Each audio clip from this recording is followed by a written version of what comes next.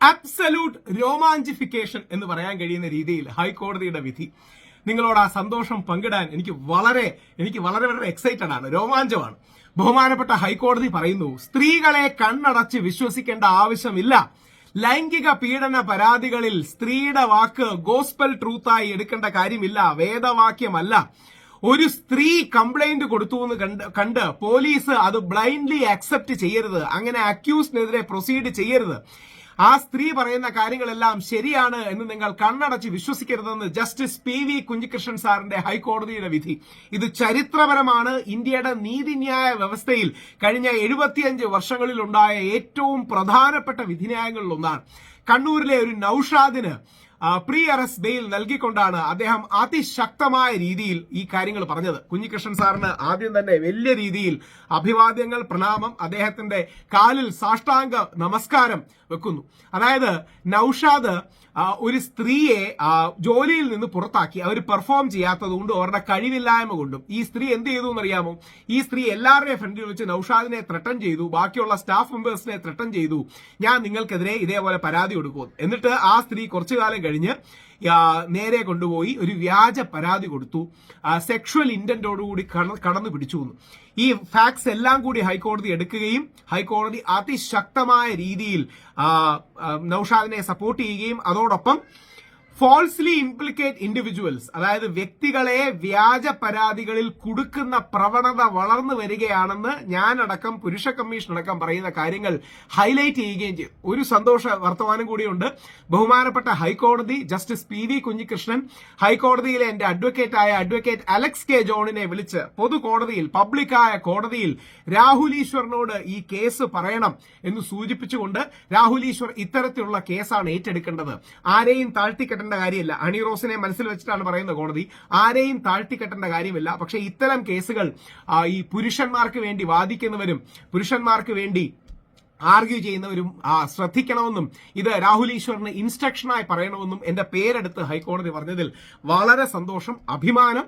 ഇത് men's commission മൂവ്മെന്റിന് വലിയൊരു പ്രശംസയാണ്. ഇത് വളരെ പ്രൗഢഗംഭീരമായ ഒരു നിമിഷമാണ്. അതോടൊപ്പം ഹൈക്കോടതി പറയുന്നു, വ്യാജ ആരോപണങ്ങൾ ഒരു വ്യക്തിയുടെ ഇന്റഗ്രിറ്റിക്ക്, അയാളുടെ അയാളുടെ സോഷ്യൽ സ്റ്റാൻഡിങ്ങിന്, അയാളുടെ ബഹുമാനത്തിന്, റെപ്യൂട്ടേഷനൊക്കെ അതിശക്തമായ രീതിയിലാണ് ആഘാതം, ഡാമേജ് ഏൽപ്പിക്കുന്നത്. അതിനെ കാശ് കൊണ്ട് മാത്രം തിരിച്ചു വരാൻ കഴിയില്ല. പോലീസ് സത്യത്തിനോടൊപ്പം നിൽക്കണം, സ്ത്രീക്കൊപ്പമല്ല. പോലീസ് സത്യത്തിനോടൊപ്പം നിൽക്കണം. പോലീസ് ഫൈനൽ റിപ്പോർട്ടൊക്കെ സബ്മിറ്റ് ചെയ്യുന്നതിനും ഇത്തരം കാര്യങ്ങൾ ശ്രദ്ധിക്കണമെന്നും അതോടൊപ്പം ഹൈക്കോടതി പറയുന്ന വേറെ അതിശക്തമായ ഒരു കാര്യമുണ്ട്. പലപ്പോഴും സ്ത്രീകൾക്കെതിരെ വ്യാജ പരാതി കാര്യത്തിൽ പോലീസിന് കേസെടുക്കാൻ ഒരു മടിയും മറ്റുമാണ്. അങ്ങനെ മടി കൂടേണ്ട കാര്യമില്ല.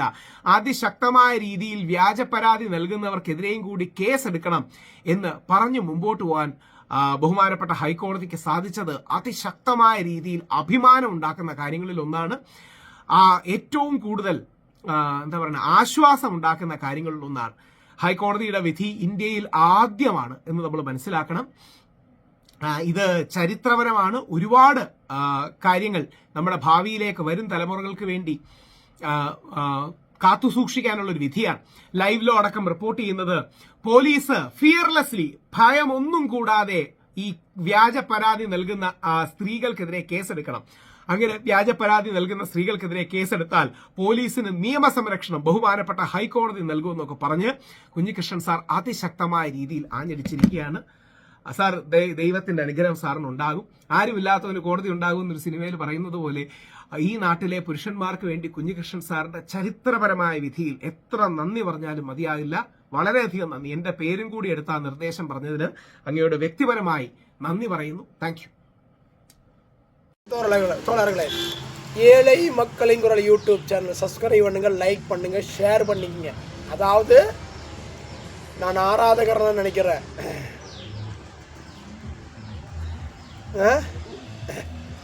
ബഹുമാനപ്പെട്ട കോടതി, ഹൈക്കോടതി കുഞ്ഞികൃഷ്ണൻ ജഡ്ജി சார் என்ன சொல்லிக்கிறார் தெரியுமா? இன்னைக்கு ராகுல் ஈஸ்வர் சாரோட வீடியோ பாருங்க, மேலே விடுறேன், அது கேட்டுங்க எல்லாரும்.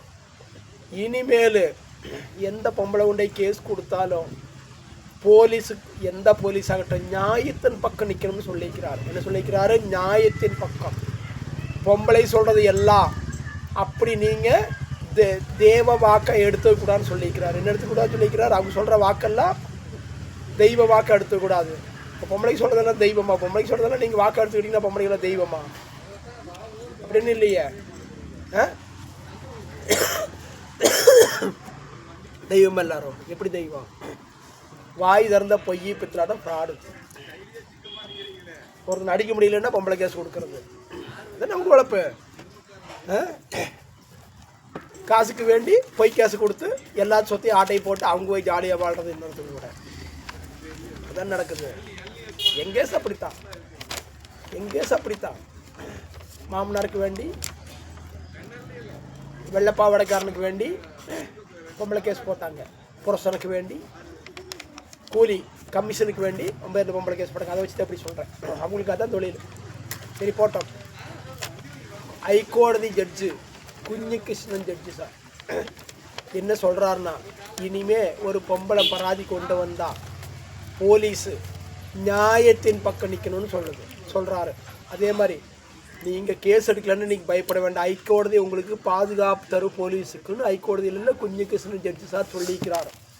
அதனால் நான் என்ன சொல்கிறேன்னா, இனிமேல் இந்த பொம்பளை கேஸ் போடுறவங்களுக்கெல்லாம் திருப்பி பொய் கேஸ் போடுறதுக்கு அவங்களுக்கு ஒரு கேஸ் போடலாம், அது முடியும். அதுக்கான வாய்ப்பெல்லாம் சாதி தெளிஞ்சு வந்தாச்சு. அதே போல் என்னோட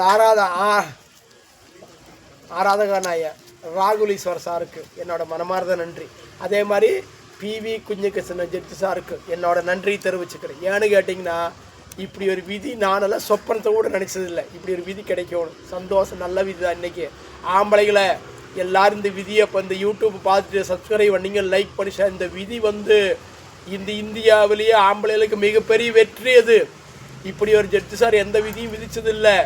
அதனால் பின்னையும் சொல்கிறேன், குஞ்சிகிருஷ்ணன் ஜட்ஜு சாருக்கு என்னோட நன்றி. அதே மாதிரி இதுக்கு பின்னாடி நடக்கிற என்னோட ஆராதகனாய ராகுலீஸ்வர் சாருக்கும் வின்சென்ட்டோட மனமார்ந்த நன்றி தெரிவிச்சுக்கிறேன். இந்த 2 பேருக்கும்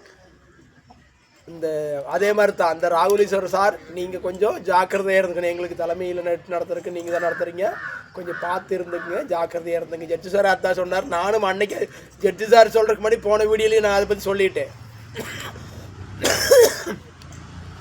அதனால் தயவாயிட்டு ஆம்பளைகள்லாம் குஞ்சிகிருஷ்ணன் ஜட்ஜு சாருக்கு நன்றி சொல்லுங்கள். இந்த யூடியூப் சப்ஸ்கிரைப் பண்ணுங்கள், லைக் பண்ணுங்கள், ஷேர் பண்ணுங்க. பொம்பளைகள்லாம் பொய் கேஸ் போடுறவங்கெல்லாம் இனிமேல் நடக்காது, சரியா? பொய் கேஸ் போட்டிங்கன்னா திருப்பி உங்கள் பேரில் கேஸ் போடலாம், அதே கேஸ் திருப்பி போட முடியும். அதுக்கான சாத்தியம் தெளிஞ்சு வந்தாச்சு. அதுக்கு ஹைகோடதியோட நிர்தேசம் இருக்குது. அதனால் நான் என்ன சொல்கிறேன்னு சொன்னீங்கன்னா, இனிமேல் இந்த பொம்பளைகளை பொய் கேஸ் ஆடு வேலையும் போடாதீங்க. போட்டிங்கன்னா உங்கள் வேலையும் திருப்பி கேஸ் போடப்படும், கண்டிப்பாக போட முடியும். போட்டால் உங்களுக்கு சிச்சை கிடைக்கும், என்ன கிடைக்கும்? உங்களுக்கு சிச்சை கிடைக்கும், அது ஒரு சந்தேகம் இல்லை, சரியா? ஏழை மக்களுங்கிற யூடியூப் சேனல் சப்ஸ்கிரைப் பண்ணுங்க, லைக் பண்ணுங்க. ஆம்பளைகளை குஞ்சிகிருஷ்ணன் ஜட்ஜு சாருக்கு நன்றி தெரிவிங்க. இந்த யூடியூப்பை பார்த்துட்டு எல்லாம் சப்ஸ்கிரைப் பண்ணிங்க, லைக் பண்ணுங்க, ஷேர் பண்ணுங்க. ஜெய்ஹிந்த்.